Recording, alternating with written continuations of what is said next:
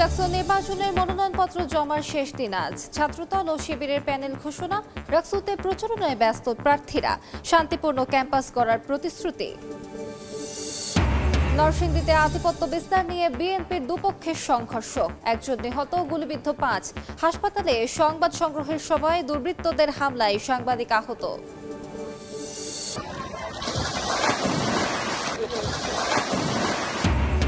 আগ্রাসী রূপে পদ্মা, কুষ্টিয়া ও মুন্সিগঞ্জে ভাঙনে নদী গর্ভে বসতভিটা ফসলি জমি। দ্বিতীয় তিস্তা সেতু রক্ষা বাঁধে ফাটল, সোমেশ্বরের পানি বেড়ে শেরপুরে 15 গ্রাম প্লাবিত। মালয়েশিয়ায় পাঠানোর প্রলোভনে লোকজনকে টেকনাফের আস্তানায় রাখছে পাচারকারীরা, আটকে রেখে আদায় করছে মুক্তিপণ। বিজিবির অভিযানে 11 জন উদ্ধার, আটক 12। এবং দরজায় কড়া নাড়ছে শারদীয় দুর্গোৎসব, রংতুলির আঁচড়ে পূর্ণরূপে প্রতিমা, যশোরে ব্যস্ত কারিগররা, নিরাপত্তা ব্যবস্থা জোরদার।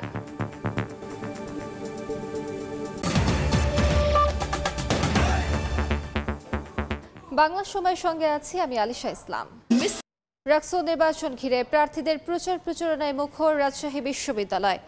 ক্লাসরুম, ক্যাফেটেরিয়া, কমন রুম সহ প্রতিটি স্থানে গিয়ে শান্তিপূর্ণ ক্যাম্পাস করার প্রতিশ্রুতিতে ভোট চাচ্ছেন তারা। এদিকে চাকসু নির্বাচনের মনোনয়নপত্র বিতরণের শেষ দিন আজ। যাচাই বাছাই শেষে 25 সেপ্টেম্বর প্রকাশ হবে চূড়ান্ত প্রার্থী তালিকা।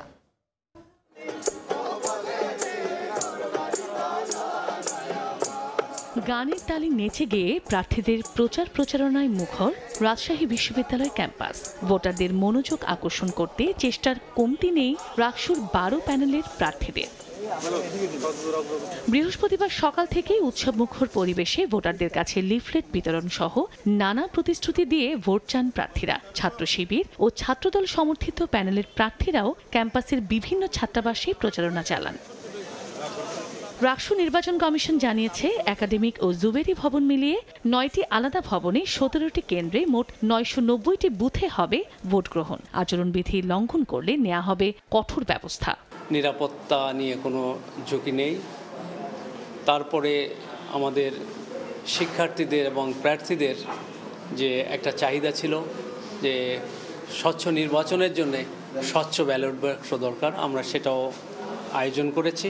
রাকসুতে মোট ভোটার 28,901 জন, নির্বাচনে মোট প্রার্থী 247 জন। তার মধ্যে সিনেটে 58 জন ও হল সংসদে 597 জন প্রার্থী প্রতিদ্বন্দ্বিতা করছেন। প্রচারণা হচ্ছে সকাল থেকে। আমরা সন্ধ্যার পরে হলগুলোতে কাজ করছি, দিনের বেলা আমরা একাডেমিক ভবনের সামনে এবং ক্যাম্পাসের সব জায়গায় কাজ করছি। অরাজনৈতিক জায়গা থেকে এসেছি স্বতন্ত্র প্রার্থী হিসেবে। তো প্রথমত আমাকে সেই জন্যই ভোট দেবে, আমি একটা অরাজনৈতিক মানুষ। যারা সংস্কৃতি চর্চা করতে চায় তারা সুষ্ঠু সুন্দরভাবে সংস্কৃতি একটা মুক্ত পরিবেশ চায়, আমরা এটা নিশ্চিত করার জন্যই আসছি। এদিকে চাকসু নির্বাচনের মনোনয়নপত্র জমাদানের শেষ দিন বৃহস্পতিবার। যাচাই বাছাই শেষে 21 সেপ্টেম্বর প্রকাশিত হবে প্রার্থীদের প্রাথমিক তালিকা। প্রার্থিতা বাতিলের সুযোগ থাকবে 23 সেপ্টেম্বর পর্যন্ত, আপত্তি গ্রহণ ও নিষ্পত্তি 24 সেপ্টেম্বর পর্যন্ত। চাকসুতে এবার ভোট হবে 26টি পদে এবং প্রতিটি হলে ভোট হবে 14টি পদে। ভিপিজিএস এজিএস বিহীন আমরা একটি সম্পাদকীয় প্যানেল আমরা গোছাচ্ছি, যা আমাদের সাথে মনস্তাত্ত্বিকভাবে মিল যাদের রয়েছে আমরা তাদেরকে আমাদের প্যানেলে অন্তর্ভুক্ত করছি। আমাদের যে সহযোদ্ধারা আছে তারা খুবই কর্মতৎপর। হল সংসদ হবে শিক্ষার্থীদের কণ্ঠস্বর। আমি হল সংসদে একটা নতুনত্ব নিয়ে আসতে চাই। এদিকে চাকসু নির্বাচনে প্যানেল ঘোষণা করেছে ছাত্রদল। 28টি পদের মধ্যে প্রার্থী দিয়েছে 26টি। এছাড়া সম্প্রীতি শিক্ষার্থী নামে 26 সদস্যের পূর্ণাঙ্গ প্যানেল ঘোষণা করেছে ইসলামী ছাত্র শিবির। চাকসুর চূড়ান্ত প্রার্থী তালিকা প্রকাশ হবে 25 সেপ্টেম্বর। তফসিল অনুযায়ী আগামী 12 অক্টোবর অনুষ্ঠিত হবে ভোট গ্রহণ। চন্দ্রা বিশ্বাস, ববি, সময় সংবাদ। এই মুহূর্তে রাজশাহী বিশ্ববিদ্যালয়ে আছেন সাইফুর রহমান রকি এবং চট্টগ্রাম বিশ্ববিদ্যালয়ে আছেন নেগার মেহরিন রিনি। সরাসরি প্রথমে যাচ্ছি রকির কাছে। রকি, রাজশাহী বিশ্ববিদ্যালয়ের পুরো ক্যাম্পাস জুড়েই প্রার্থীদের আসলে প্রচারণায় মুখর হয়ে আছে এবং এই প্রার্থীরা আসলে তারা লিফলেট, হ্যান্ডবিল এগুলো বিতরণ করছেন এবং এই বিতরণ করে করে আসলে ভোটারদের দ্বারে দ্বারে গিয়ে তারা নানা প্রতিশ্রুতি দিয়ে তারা ভোট চাইছেন। সকাল থেকে কিন্তু এই দুপুর গড়িয়ে বিকেল গড়িয়ে কিন্তু এখন সন্ধ্যা হয়েছে, কিন্তু প্রার্থীদের যে প্রচার প্রচারণা সেটি কিন্তু থামেনি এবং তারা কিন্তু এখনও সেই প্রচার প্রচারণা চালিয়ে যাচ্ছেন। নানা কৌশলে তারা প্রচার প্রচারণা চালাচ্ছেন। তারা তাদের যে হ্যান্ডবিল বা লিফলেট সেগুলোতেও নানা বৈচিত্র্য এনেছেন এবং অনেকে কিন্তু গানে গানেও কিন্তু এই প্রচার প্রচারণা তারা চালাচ্ছেন। সব মিলিয়ে আসলে যদি বলা চলে, রাজশাহী বিশ্ববিদ্যালয়ে দীর্ঘ ৩৫ বছর পর যেহেতু রাকসু নির্বাচন অনুষ্ঠিত হচ্ছে, সেই জন্য আসলে এই নির্বাচনকে ঘিরে একেবারে জমজমাট একটি পরিস্থিতি আসলে বিরাজ করছে। সবাই কিন্তু এভাবে গ্রুপে গ্রুপে এইভাবে প্রচার প্রচারণাগুলো চালাচ্ছেন। অনেকে তাদের সহপাঠীদের সঙ্গে বসছেন, কিভাবে আসলে প্রচারণা করলে এগিয়ে থাকা যাবে, বন্ধু এবং সহপাঠীদের পরামর্শ নিয়েও কিন্তু অনেকে এভাবে কাজ করছেন। আপনারা দেখছেন যে ঠিক একই চিত্র কিন্তু রাজশাহী বিশ্ববিদ্যালয়ের টুকিটাকি চত্বর থেকে শুরু করে সিরাজি ভবনের সামনে, একইভাবে মমতাজউদ্দিন কলাভবন, শহীদুল্লাহ কলাভবন, প্রতিটি হলে কিন্তু এই চিত্রই আসলে বিরাজ করছে। যদি বলা চলে যে রাজশাহী বিশ্ববিদ্যালয়ে এখন পর্যন্ত বড় ধরনের কোনো যে অভিযোগ, পাল্টা অভিযোগ তেমন কোনো পাওয়া যায়নি।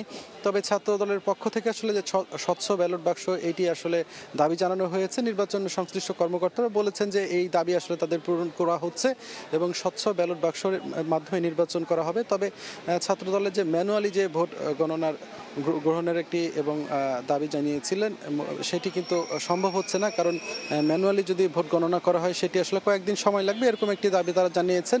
তবে ছাত্র শিবিরের পক্ষ থেকে কিন্তু ওএমআর মেশিনের মাধ্যমেই কিন্তু এই মানে ভোটের যে ফলাফল সেটি গণনার দাবি জানিয়েছেন। তো এইরকম একটি পরিস্থিতি রাজশাহী বিশ্ববিদ্যালয় বিরাজ করছে। তবে বড় ধরনের কোনো অভিযোগ, পাল্টা অভিযোগ, যে 12টি প্যানেল রয়েছে তাদের কোনো প্রার্থীদেরই কিন্তু ওইভাবে পাওয়া যাচ্ছে না। সব মিলে জমজমাট একটি উৎসব মুখর পরিবেশ রাজশাহী বিশ্ববিদ্যালয়ে রাকসুকে ঘিরে দেখা যাচ্ছে। তো এই ছিল আমার কাছে রাজশাহী বিশ্ববিদ্যালয় থেকে প্রচার প্রচারণার সর্বশেষ। চলে যাচ্ছি চট্টগ্রাম বিশ্ববিদ্যালয়ে সহকর্মী রিনির কাছে। চাকসু হল সংসদ নির্বাচনের মনোনয়নপত্র জমাদান অনেকটাই শেষের দিকে বলা চলে। দুপুরের পর থেকে শিক্ষার্থীদের ব্যস্ততা এবং অনেকটাই বেড়েছিল, কিন্তু এখন আমরা এই ব্যস্ততাটা কমে গিয়েছে সেটি দেখতে পাচ্ছি। শিক্ষার্থীদের সংখ্যাও কমে গিয়েছে। যারা মনোনয়নপত্র জমা দিচ্ছেন তারা দুপুরের পর থেকেই আমরা দেখেছি যে এখানে ভিড় বেড়েছে এবং ওই সময় এখানে যারা জনবল ছিল তাদের কার্যক্রমও বেড়ে গিয়েছিল। এর মধ্যে আজকে এই মনোনয়নপত্র জমাদানের শেষ দিনে প্যানেল ঘোষণা করেছে বেশ কয়েকটি ছাত্র সংগঠন, ছাত্র দল, ছাত্র শিবির, ইসলামী ছাত্র আন্দোলন, গণতান্ত্রিক ছাত্র জোট, এরপর বাকছাস থেকে বেরিয়ে গিয়ে স্বতন্ত্র শিক্ষার্থী সম্মেলন প্যানেল করে আলাদা আলাদা রকম ভাবে প্যানেল ঘোষণা করেছে।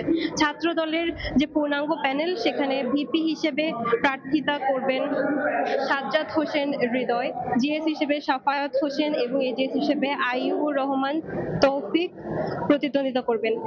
ছাত্র শিবির থেকে ভিপি হিসেবে ইব্রাহিম হোসেন রনি, জিএস হিসেবে সাইদ বিন হাবিব এবং এজিএস হিসেবে সাজ্জাদ হোসাইন তারা প্রতিদ্বন্দ্বিতা করবে। পাশাপাশি প্যানেল ঘোষণা করেছে আরো বেশ কয়েকটি ছাত্র সংগঠন এবং আজকে কিছুক্ষণের মধ্যেই এই মনোনয়নপত্র জমাদান কার্যক্রম শেষ হবে। এরপর যাচাই বাছাই চলবে ডোপ টেস্টের ভিত্তিতে। পরবর্তীতে 21 সেপ্টেম্বর প্রাথমিক প্রার্থী তালিকা প্রকাশিত হবে, 25 সেপ্টেম্বর চূড়ান্ত প্রার্থী তালিকা প্রকাশিত হবে। চট্টগ্রাম বিশ্ববিদ্যালয় থেকে এই ছিল আমার কাছে সর্বশেষ। সরাসরি যুক্ত ছিলাম চট্টগ্রাম বিশ্ববিদ্যালয় এবং রাজশাহী বিশ্ববিদ্যালয়। নরসিংদীতে আধিপত্য বিস্তার নিয়ে বিএনপির দুপক্ষের সংঘর্ষে একজন নিহত হয়েছেন, গুলিবিদ্ধ হয়েছেন অন্তত 5 জন। এদিকে ঘটনার সংবাদ সংগ্রহের সময় সদর হাসপাতালে সাংবাদিকদের ওপর হামলা চালায় দুর্বৃত্তরা। এতে আহত হয়েছেন এক সাংবাদিক। দলীয় দ্বন্দ্ব থেকে সংঘর্ষে প্রাণ গেল একজনের, আহত হয়েছেন অন্তত 4 জন। নদী থেকে বালু উত্তোলন, দখল ও আধিপত্য বিস্তারকে কেন্দ্র করে বিরোধে জড়ায় নরসিংদীর আলোকবালী ইউনিয়ন বিএনপির আহ্বায়ক শাহ আলম চৌধুরী ও একই কমিটির বহিষ্কৃত সদস্য সচিব আব্দুল কায়ুম মিয়া গ্রুপ। বৃহস্পতিবার ভোরে উভয় পক্ষের মধ্যে সংঘর্ষ হয়। গুলিবিদ্ধ হয়ে সদর হাসপাতালে নেয়ার পথে মারা যান কায়ুম গ্রুপের ইদন মিয়া, আর গুলিবিদ্ধ 2 জনকে নেওয়া হয়েছে ঢাকা মেডিকেল কলেজ হাসপাতালে। ইদন মিয়া বয়স 50 বছর, উনিকে আমরা ব্রড ডেড হিসেবে পেয়েছি। ওনার বুকের বাম পাশে মানে গানশট ইনজুরি হচ্ছে, 3টা পেনিট্রেটিং ইনজুরি আছে। স্থানীয়দের দাবি বিএনপির উভয় গ্রুপের সঙ্গে আওয়ামী লীগের নেতাকর্মীরা হামলায় জড়িত ছিলেন। এদিকে অভিযোগ পেলে ব্যবস্থা নেওয়ার আশ্বাস পুলিশের। টাকা পয়সা দিয়ে বিএনপির হাত 2 নেতা, এক নেতা সমীর, একটা শাহ আলম চৌধুরী, আর আওয়ামী লীগের সভাপতি আসাদ, দীপু চেয়ারম্যান, এরা মিল্লা রাত্রে ভোর 4টায় অতর্কিতভাবে হামলা করে আমার লোক মেরা লাইছে। অসংখ্য পরিমাণ লোক নিয়ে তারা হামলা করছে, আওয়ামী স্বৈরাচারের দোসররা আমার বাবারে মাইরা লাইছে। এর সঠিক তদন্ত করে সঠিক বিচার চাই আমরা আলোকবালিবাসী। সকালে আধিপত্য বিস্তার নিয়ে এক সংঘর্ষ, একজন মারা গেছে, 3-4 জন আহত আছে। অভিযোগ প্রাপ্তির সাপেক্ষে পরবর্তীতে আইনগত ব্যবস্থা নেব। এই ঘটনার সংবাদ সংগ্রহে গেলে সদর হাসপাতালে দুর্বৃত্তদের হামলার শিকার হন সাংবাদিকরাও। আহত হন যমুনা টেলিভিশনের জেলা প্রতিনিধি আয়ুব খান সরকার। আমরা গণমাধ্যম কর্মী, আমরা আসলে যা ঘটে সেটাই আমরা সত্যটাই আমরা তুলে ধরি।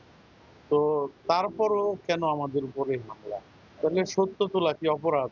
ঘটনার পর ওই এলাকায় থমথমে অবস্থা বিরাজ করছে।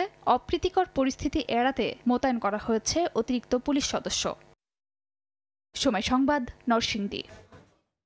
টানা বৃষ্টি আর উজানের ঢলে উতলা দেশের বিভিন্ন নদ নদী। পানির চাপে রংপুরের দ্বিতীয় তিস্তা সেতু রক্ষা বাঁধে তীব্র ভাঙন দেখা দিয়েছে। সোমেশ্বরী ও মহারশী নদীর পানি বেড়ে শেরপুরের নিম্নাঞ্চলের অন্তত 15টি গ্রাম প্লাবিত। কুষ্টিয়ায় পদ্মা ও গড়াই নদীর তাণ্ডবে হুমকির মুখে সরকারি স্থাপনা, বসতভিটা ও ফসলি জমি। মুন্সিগঞ্জে পদ্মার আকস্মিক ভাঙনের মুখে শতাধিক পরিবার অন্যত্র সরিয়ে নিচ্ছেন বাড়িঘর। গত কয়েকদিনের টানা বৃষ্টি আর উজানের ঢলে আবারও উতলা দেশের বিভিন্ন স্থানের নদ নদী। প্রচণ্ড পানির চাপে রংপুরের গঙ্গাচড়ার মহিপুরের দ্বিতীয় তিস্তা সেতুর রক্ষা বাঁধে তীব্র ভাঙন দেখা দিয়েছে। 900 মিটার বাঁধের প্রায় 100 মিটার অংশ নদীগর্ভে বিলীন। ভাঙন ঝুঁকিতে রয়েছে সেতু। লালমনিরহাট রংপুরের সংযোগ সড়ক সহ কয়েকটি গ্রাম। এলজিইডি বলছে পানি কমলে বাঁধের ভাঙন রোধে দ্রুত ব্যবস্থা নেওয়া হবে। পানি বেড়ের কারণে এই বেড়িবাঁধ ঝুঁকিপূর্ণ অর্ধেক ভেঙে গেছে, আর অল্প একটু আছে। পানি উন্নয়ন বোর্ড অথবা সরকার উত্তরাঞ্চল তথা রংপুর বিভাগের জন্য কি করতেছে এমনটা? ওই জায়গায় এখন বর্তমানে কোনো কাজ করা যাবে না। এটা আগামী কয়েকদিনের মধ্যে পানি নেমে গেলে আমরা সেখানে বালির বস্তা বা জিও ব্যাগ দিয়ে একটা ব্যবস্থা নিব। একই অবস্থা শেরপুরে। পাহাড়ি ঢলে সোমেশ্বরী ও মহারশী নদীর পানি বেড়ে ঝিনাইগাতির নিম্নাঞ্চলে অন্তত 15টি গ্রাম প্লাবিত। পানি ঢুকে পড়েছে ঝিনাইগাতি বাজারেও। বাঁধ না থাকার কারণে অল্প বৃষ্টিতে অল্প ঢলেই আমাদের এই রাস্তাগুলো, মেন রাস্তাগুলো তলিয়ে যায়। পানি আসার পরে বাড়িঘর ভাঙিয়ে নিয়ে গেছে, নদী গর্ভে চলে গেছে। কুষ্টিয়ায় পদ্মা ও গড়াই নদীর তাণ্ডবে হুমকির মুখে সরকারি স্থাপনা, বসতবাড়ি ও ফসলি জমি। ভাঙন থেকে রক্ষা পেতে স্থায়ী বাঁধ নির্মাণের দাবি এলাকাবাসীর। আমার ঘরদুয়ার সব গাঙ্গ ভরে গেছে। বাড়িঘর করার মতো কোনো জায়গা নাই, আমাদের অবস্থা খুব খারাপ। যেহেতু পানির পরিমাণটা অনেক বৃদ্ধি পেয়েছে এবং এই পানির পরিমাণটা একটু কমার পরে আমরা দেখে ওই জায়গাগুলোতে ভাঙন মেরামতের প্রয়োজনীয় উদ্যোগ গ্রহণ করব। পদ্মার ভাঙনের কবলে মুন্সিগঞ্জ সদর উপজেলার সম্বর, হালদারকান্দি, সর্দারকান্দি, মহেশপুর, নমকান্দি, ভূতারচর ও কালীচর গ্রামের শতাধিক পরিবার। হুমকির মুখে 4টি মন্দির ও 2টি মসজিদও। এখন একে 3বার ভাঙলো, এখন ভাঙলে আমরা কোথায় দাঁড়াবো? অন্য জায়গায় তাকায় উঠছি, ফ্যানে আবার নদী যাইতে আছে। আমরা এবং পানি উন্নয়ন বোর্ড যৌথভাবে চেষ্টা করছি যাতে এখানে একটা স্থায়ী বাঁধের ব্যবস্থা করা যেতে পারে, কারণ আমরা 2বার জিও ব্যাগ ফেলার পরেও এখানে ভাঙন কিন্তু চলমান। এদিকে গাইবান্ধায় থেমে থেমে হালকা ও ভারী বৃষ্টি হয়। এতে জেলা শহরের বেশিরভাগ সড়কে হাঁটু পানি জমে যায়। ভোগান্তিতে পড়ে যানবাহন, স্কুলগামী শিক্ষার্থীরা। দোকানে পানি ঢুকে পড়ায় বন্ধ হয়ে যায় বিভিন্ন ব্যবসা প্রতিষ্ঠান। পরিকল্পিত ড্রেনেজ ব্যবস্থা না থাকার কারণে এমন পরিস্থিতি, অভিযোগ এলাকাবাসীর। রিমু সিদ্দিক, সময় সংবাদ। বাংলা সময় আরো থাকছে। খুলনায় কমছে জলাশয়। 1 দশকে হারিয়েছে 2000 পুকুর জলাভূমি। আইন অমান্য করে তৈরি হচ্ছে অবকাঠামো। অভিযোগ পেলে ব্যবস্থার আশ্বাস। পাঠানোর প্রলোভনে টেকনাফে পাহাড়ের আস্তানায় আটকে রেখে মুক্তিপণ আদায়। অভিযান চালিয়ে 11 ভুক্তভোগীকে উদ্ধার করেছে বিজিবি। মানব পাচারে জড়িত অভিযোগে আটক করা হয়েছে 12 জনকে। এই চক্রকে ঠেকাতে সব বাহিনীর সমন্বয়ে ব্যবস্থা নেওয়া হবে বলে জানিয়েছে বিজিবি। মোহাম্মদ ফরাজের ক্যামেরায় বিস্তারিত জানাচ্ছেন সুজউদ্দিন রুবেল। কক্সবাজারের মেরিন ড্রাইভ, এক পাশে সাগর, অন্য পাশে পাহাড়ের অবস্থান। এই সুযোগকে কাজে লাগিয়ে আবারও সক্রিয় হয়ে উঠেছে মানব পাচারকারী চক্রের কয়েকটি গ্রুপ। চক্রটি উচ্চ বেতনের চাকরির প্রলোভনে বাংলাদেশ ও রোহিঙ্গা জনগোষ্ঠীর লোকজনকে মালয়েশিয়ায় পাচার করছে। বিজিবি জানায় স্থানীয় কিছু প্রভাবশালী ব্যক্তির ছত্রছায়ায় বেশ কয়েকটি সংঘবদ্ধ চক্র মিয়ানমার থেকে বাংলাদেশ এবং বাংলাদেশ হতে মিয়ানমার হয়ে মালয়েশিয়া পর্যন্ত মানব পাচার ও মাদক পাচারের সঙ্গে জড়িত। এই সংঘবদ্ধ চক্রটি শাখা প্রশাখায় ও দলে দলে বিভক্ত হয়ে মানব পাচারে কাজ করছে। মূলত মিয়ানমারে বন্দি রেখে আদায় করছে মোটা অঙ্কের মুক্তিপণ। বেশিরভাগই আসলে মায়ানমারে বিক্রি করে দেওয়া হয় এবং তাদেরকে কাছ থেকে একটা বড় অঙ্কের টাকা নেওয়ার পরে তাদের প্রয়োজন ফুরিয়ে যায়। মালয়েশিয়া থেকে মূলত এই মানব পাচারের চক্রগুলো পরিচালনা করছে। এরই মধ্যে বিজিবি গত রোববার সাগরপথে মিয়ানমারের 100 নাগরিককে পাচারের সময় প্রতিহত করে এবং মানব পাচারকারী চক্রের 4 সদস্যকে আটক করে। এরপর বুধবার মেরিন ড্রাইভ সংলগ্ন কচ্ছপিয়া এবং বড়ইতলি এলাকা থেকে মানব পাচারকারী চক্রের 8 জনকে আটকের পাশাপাশি উদ্ধার করা হয় 11 জনকে। তারপরে টিয়া বসে আনা তো শুনে হলো মালয়েশিয়ার পৌঁছানোর পরে টিয়া লেগে এরপরে নারার হানা নদী গত বাইর দিয়ে নদী তালামারি রাখে। গত 8 মাসে কক্সবাজারের টেকনাফ থেকে মানব পাচারকারী চক্রের 62 জন সদস্যকে আটক করেছে বিজিবি। সুজাউদ্দিন রুবেল, সময় সংবাদ, কক্সবাজার। 8 মাস ধরে ওষুধ মিলছে না চুয়াডাঙ্গার ইউনিয়ন স্বাস্থ্য ও পরিবার কল্যাণ কেন্দ্রগুলোতে।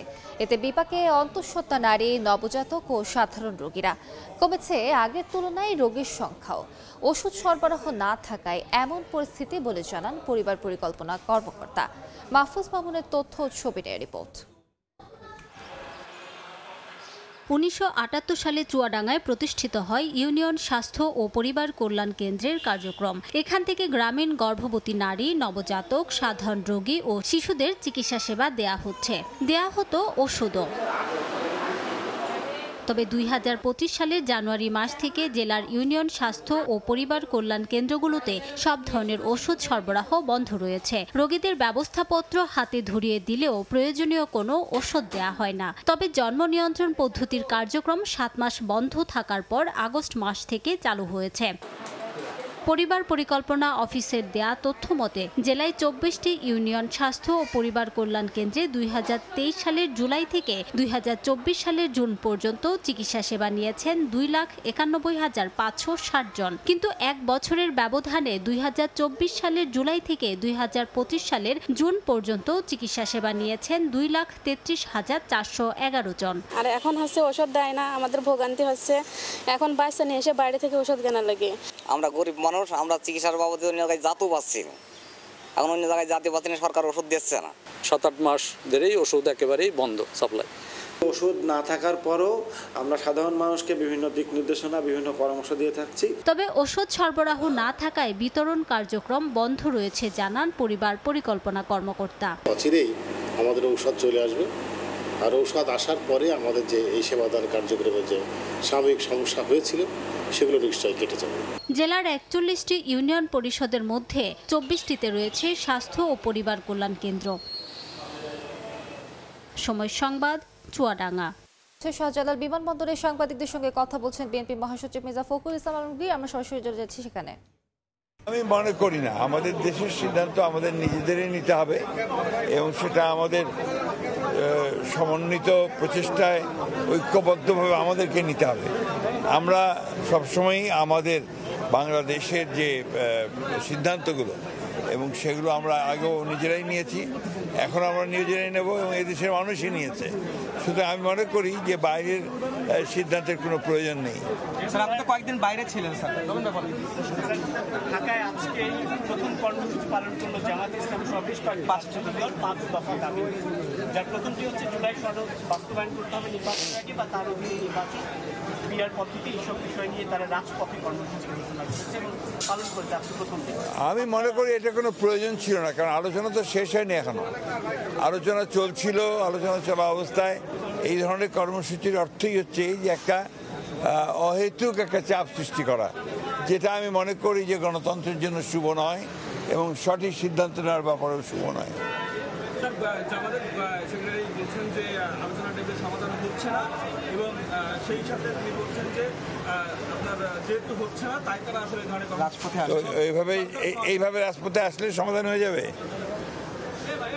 আমার পাল্টা প্রশ্ন যে রাজপথে আসলে কি সমাধান হয়ে যাবে?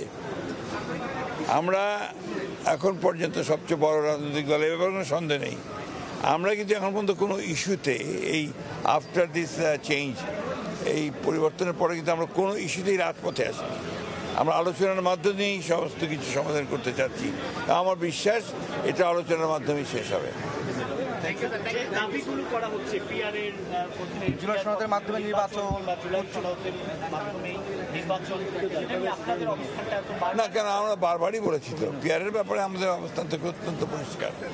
আমরা পিআরের পক্ষে নই, কারণ আমরা মনে করি যে বাংলাদেশের পিআরের কোনো প্রয়োজনীয়তা নাই।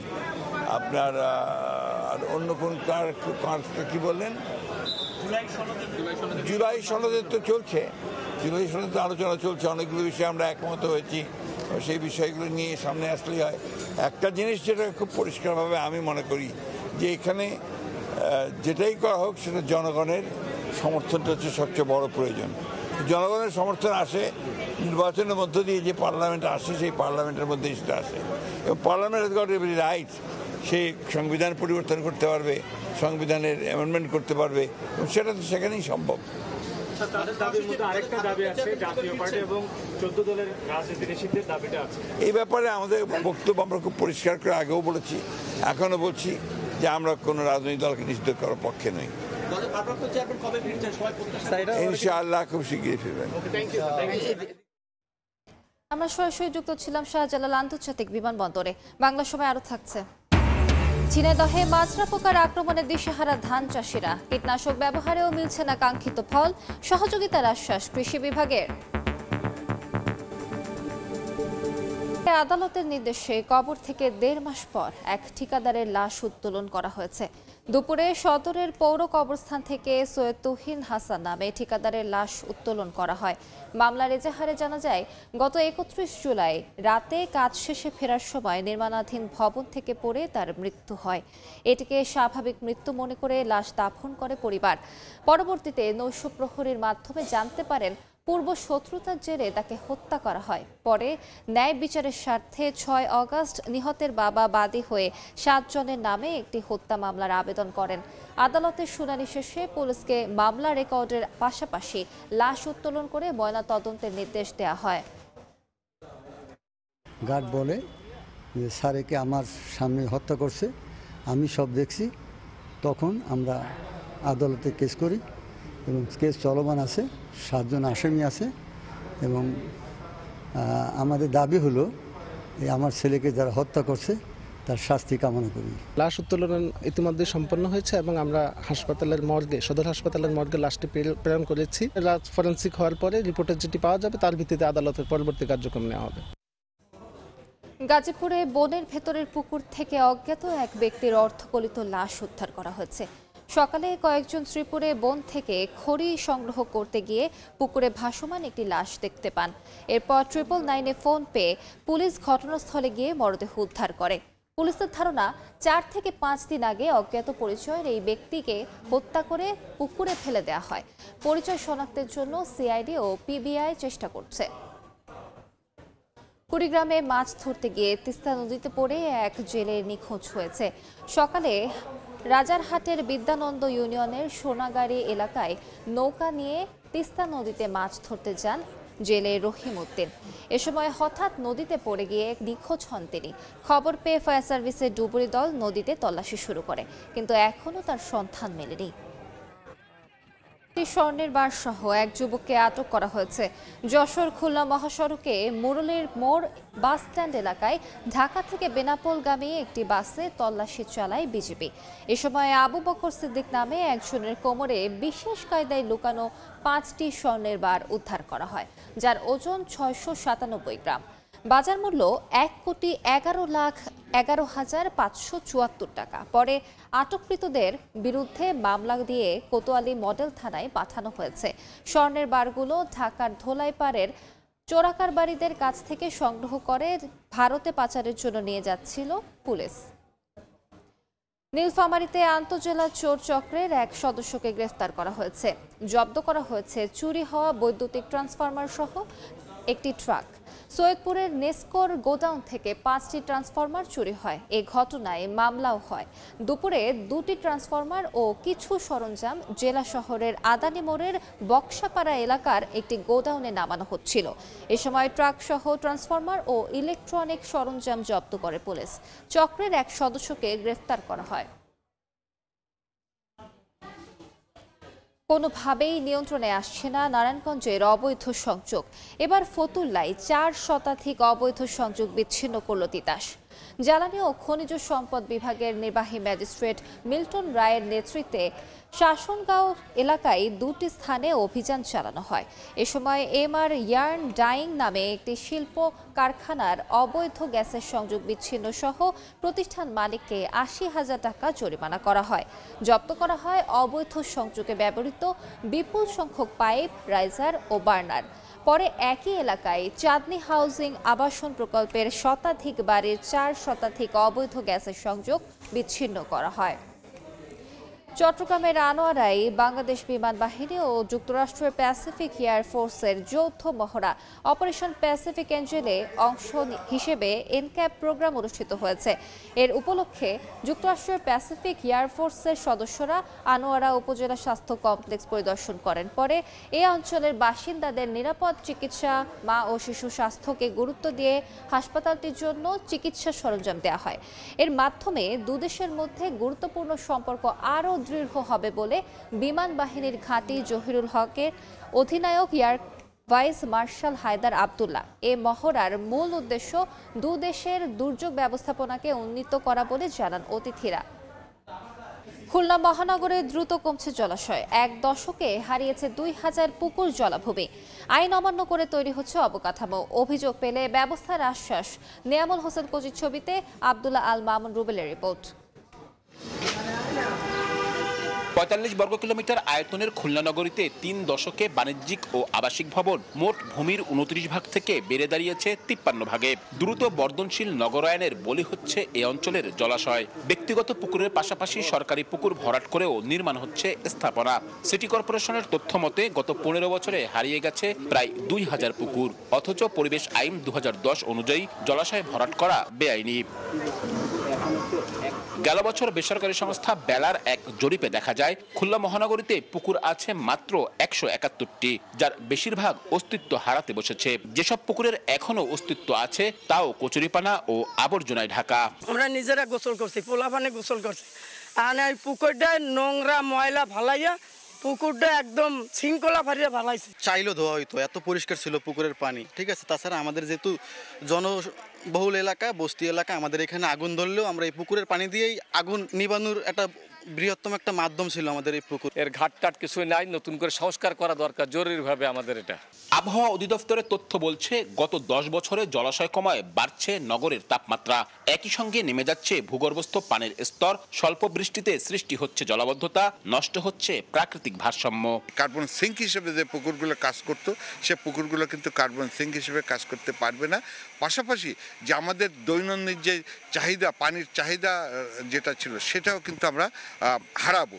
সম্প্রতি নগরীর মাত্র 18টি পুকুর সংরক্ষণের উদ্যোগের কথা জানায় সিটি কর্পোরেশন। আর খোঁজ পেলে আইন প্রয়োগের কথা বলে দায় সারছে পরিবেশ অধিদপ্তর। বস্তি এলাকায় গোসল করার জন্য এবং ওয়াশিং পারপাসে এই পুকুরগুলোই সাধারণত ব্যবহার হয়। শহরের মধ্যে জলাশয়, পুকুর এগুলো না থাকলে শহরের হিট আইল্যান্ড বেড়ে যাবে, গরমের উত্তাপ বেড়ে যাবে। পুকুর ভরাটের কোনো সংবাদ আমরা যে কোনো মাধ্যম দিয়ে পেয়ে থাকি, পাওয়ার সাথে সাথেই আমরা সেটা পরিদর্শন করি, পরিদর্শন করে তাদের বিরুদ্ধে মামলা করি এবং এই পুকুর সংস্কারের জন্য বিভিন্ন কর্তৃপক্ষকে অবহিত করি। বর্তমানে খুলনা মহানগরীতে অস্তিত্ব পাওয়া 171টি পুকুরের মধ্যে 56টি সরকারি, 14টি বেসরকারি, প্রাতিষ্ঠানিক 38টি এবং বাকিগুলো ব্যক্তিগত ও যৌথ মালিকানাধীন। আন্তর্জাতিক মানদণ্ড অনুযায়ী একটি শহরে জল ও বনভূমি 25% থাকার কথা থাকলেও খুলনা উন্নয়ন কর্তৃপক্ষ তথ্য বলছে এই শহরে যা আছে 20%-এরও কম। জলাশয়ের এমন অবহেলায় তাও কমছে আশঙ্কাজনকভাবে। সচেতনতার পাশাপাশি আইনের প্রয়োগ না হলে অদূর ভবিষ্যতে বাসযোগ্যতা হারাবে এই নগরী, এমন আশঙ্কা বিশেষজ্ঞদের। আব্দুল্লাহ আল মামুন রুবেল, সময় সংবাদ, খুলনা। ঝিনাইদহে মাজরা পোকার আক্রমণে দিশেহারা ধান চাষিরা। কীটনাশক ব্যবহারেও মিলছে না কাঙ্ক্ষিত ফল। সহযোগিতার আশ্বাস কৃষি বিভাগের। লোটাস রহমান সোহাগের রিপোর্ট। ঝিনাইদহের শৈলকুপা উপজেলার নাকল গ্রামের বিস্তীর্ণ মাঠ জুড়ে কেবলই সবুজ ধানের চারা। কয়েকদিন আগে রোপণ করা হয়েছে আমন ধান। এরই মধ্যে আবার ধানে দেখা দিয়েছে মাজরা পোকার আক্রমণ। এতে দিশেহারা হয়ে পড়েছেন কৃষকরা। একই চিত্র সদর, কালীগঞ্জ, হরিণাকুণ্ডু, মহেশপুর ও কোটচাঁদপুর উপজেলাতেও। কৃষকরা বলছেন মাজরা পোকার আক্রমণে অনেক গাছ শুকিয়ে সাদা হয়ে যাচ্ছে, ব্যাহত হচ্ছে ধানের স্বাভাবিক বৃদ্ধি। কীটনাশক স্প্রে করেও মিলছে না ফল। এতে খরচ যেমন বেড়ে যাচ্ছে, তেমনি ফলন নিয়েও দেখা দিয়েছে অনিশ্চয়তা। ধান তো ভাই মাজরা পোকায় শেষ হয়ে গেল, সার ওষুধ কিছুই পাচ্ছি না। আমার 7 বিঘে জমি ধান, আমি 2 বার ওষুধ দিয়েছি, ওষুধই কোনো কাজ হচ্ছে না। মাজরা পোকায় কেটে দিচ্ছে, কেটে দেওয়ার পর ধান লাল হয়ে যাচ্ছে। আমরা কোনো এর বিধি ব্যবস্থা খুঁজে পাচ্ছি না। এবার মাজরার পরিমাণ খুব বেশি, গড়ে লেগে খাইয়ে যাচ্ছে, মাছ কাটি কাটি ফেলা দিচ্ছে। কৃষি বিভাগ বলছে পোকার আক্রমণ থেকে বাঁচতে নিয়মিত পরামর্শ দেওয়া হচ্ছে কৃষকদের। আমরা কৃষকদের মাঝে লিফলেট বিতরণ করেছি, এছাড়া পার্চিং সম্পন্ন করেছি, এছাড়া কৃষকদেরকে নিয়ে উপসহকারীর মাধ্যমে উঠান বৈঠক সম্পন্ন করেছি। পাশাপাশি আমরা মাঠে যাচ্ছি, দেখছি যে যে পরামর্শ প্রয়োজন আমরা সেদিকে দিচ্ছি। জেলা কৃষি সম্প্রসারণ অধিদপ্তরের তথ্য মতে চলতি মৌসুমে জেলার 6 উপজেলায় 1,04,000 হেক্টর জমিতে আমন ধানের আবাদ হয়েছে, যা থেকে ধান উৎপাদনের লক্ষ্যমাত্রা নির্ধারণ করা হয়েছে 5,64,139 মেট্রিক টন। লোটাস রহমান সোহাগ, সময় সংবাদ, ঝিনাইদহ। দেখছেন বাংলা সময়। দরজায় কড়া নাড়ছে শারদীয় দুর্গোৎসব। রংতুলির আঁচড়ে পূর্ণরূপে প্রতিভা। যশোরে ব্যস্ত কারিগররা, দিন রাত কাজ করছেন তারা। আবুল কালাম আজাদের ছবিতে জুয়েল মৃধা রিপোর্ট। সনাতন ধর্মাবলম্বীদের সবচেয়ে বড় ধর্মীয় উৎসব দুর্গাপূজাকে ঘিরে পুরোদমে চলছে প্রস্তুতি। দেবী দুর্গার আগমনে চারদিকে সাজো সাজো রব। যশোর শহর ও বিভিন্ন উপজেলার প্রতিমালয়গুলোতে ব্যস্ত সময় পার করছেন কারিগররা। এরই মধ্যে খড় আর কাদামাটি দিয়ে প্রতিমার অবকাঠামো তৈরির কাজ শেষ হয়েছে। এখন চলছে রং আর তুলির আঁচড়ে দেবী দুর্গাকে সাজানোর কাজ। অনেক কারখানায় আবার তুলির ছোঁয়ায় পূর্ণ রূপ পেয়েছে দৃষ্টিনন্দন সব প্রতিমা। মাটির কাজ শেষ আমাদের, এখন রঙের কাজ চলতেছে। 3 থেকে 4 মাস আগের থেকে তৈরি করা শুরু করেছি। আমি প্রায় 38 থেকে 39 ঠাকুর তৈরি করেছি। আমাদের আর 4-5 দিনের ভিতরে আমাদের প্রতিমা ডেলিভারি দিতে হবে। এবার যশোরে 708টি মণ্ডপে অনুষ্ঠিত হবে দুর্গাপূজা। প্রতিটি মণ্ডপে পূজা কমিটির নিজস্ব নিরাপত্তা ব্যবস্থা রাখার পাশাপাশি প্রশাসন ও আইন শৃঙ্খলা রক্ষাকারী বাহিনীর পক্ষ থেকে 5 স্তরের নিরাপত্তা ব্যবস্থা নেওয়া হয়েছে। প্রত্যেকটা মন্দির কেন্দ্রিক একটা হিন্দু মুসলমানদের সমন্বয়ে একটা নিরাপত্তা কমিটি গঠন করেছি আমরা। নিশ্চিত নিরাপত্তায় বরাবরের মতোই এবার শারদীয় দুর্গোৎসব আনন্দ ঘন পরিবেশে আমরা উদযাপন করতে পারবো। নিয়মিত আইন শৃঙ্খলা বাহিনী যারা আছে তারা কাজ করবেন। এছাড়া প্রত্যেকটা পূজা মণ্ডপে আমরা সিসি ক্যামেরার ব্যবস্থা করেছি, ভলান্টিয়ার্স কমিটি থাকবে। এছাড়াও আমাদের যে প্যাট্রোলিংগুলো, গোয়েন্দার নজরদারি, সেগুলো আমাদের সব থাকবে। আগামী 28 সেপ্টেম্বর মহাষষ্ঠীর মধ্য দিয়ে শুরু হওয়া শারদীয় দুর্গাপূজা শেষ হবে 2রা অক্টোবর বিজয়া দশমীর মধ্য দিয়ে। সময় সংবাদ, যশোর। বাংলা সময় শীর্ষ সংবাদগুলো জানিয়ে দিচ্ছি আরেকবার। চাকসু নির্বাচনের মনোনয়নপত্র জমা শেষ দিন আজ। ছাত্রদল ও শিবিরের প্যানেল ঘোষণা। রাকসুতে প্রচারণায় ব্যস্ত প্রার্থীরা। শান্তিপূর্ণ ক্যাম্পাস করার প্রতিশ্রুতি। নরসিংদীতে আধিপত্য বিস্তার নিয়ে বিএনপির দুপক্ষের সংঘর্ষ। 1 জন নিহত, গুলিবিদ্ধ 5। হাসপাতালে সংবাদ সংগ্রহের সময় দুর্বৃত্তদের হামলায় সাংবাদিক আহত।